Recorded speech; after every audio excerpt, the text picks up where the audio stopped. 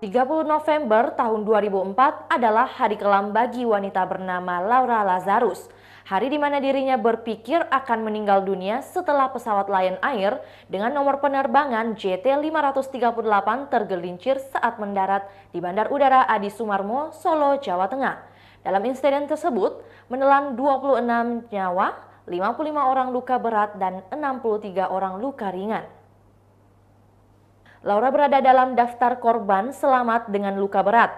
Nama Laura Lazarus kini ramai lagi diundang di berbagai TV usai mengenang 18 tahun kecelakaan tersebut pada 30 November 2022 kemarin. 18 tahun lamanya ia harus berjuang untuk bisa sembuh dan kini bisa berdiri dan berjalan lagi. Melansir dari Instagramnya, @LauraLazarus, perempuan kelahiran Maret 1985 ini sebelumnya bekerja sebagai pramugari di maskapai penerbangan tersebut. Namun, kini dirinya berprofesi sebagai seorang motivator. Ia memiliki tagline sebagai life inspirator dengan sebutan pramugari yang lolos dari maut. Laura Lazarus mengingat kembali ketika ia tersadar setelah badan pesawat sudah hancur berkeping-keping. Saat itu, tubuh Laura Lazarus berada di tumpukan mayat lainnya. Ia sudah dianggap meninggal dunia oleh orang-orang yang datang menyelamatkan korban lain. Namun, menurut cerita orang-orang, Laura masih sempat mengeluarkan suara lirih sehingga ia langsung diselamatkan.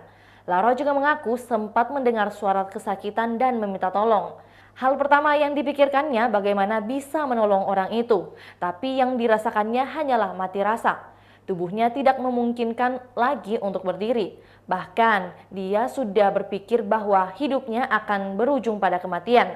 Namun, Laura Lazarus mencoba mengalihkan pikiran negatifnya ketika teringat orang tuanya. Ia mengaku pernah berjanji untuk pulang ke rumah namun tak pernah ditepati.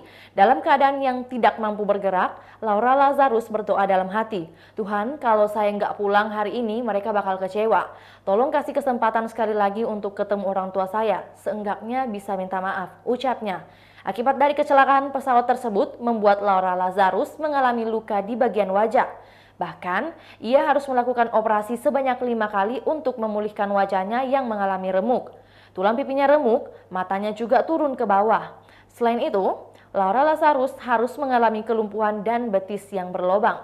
Pinggangnya pun berpindah posisi ke arah depan dan harus mengalami operasi.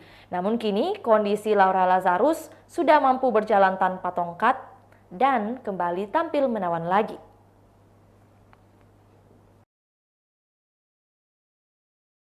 Itulah tadi berita hot news kita pada hari ini. Saksikan berita hot news lainnya hanya di kanal YouTube dan Facebook Tribun Timur.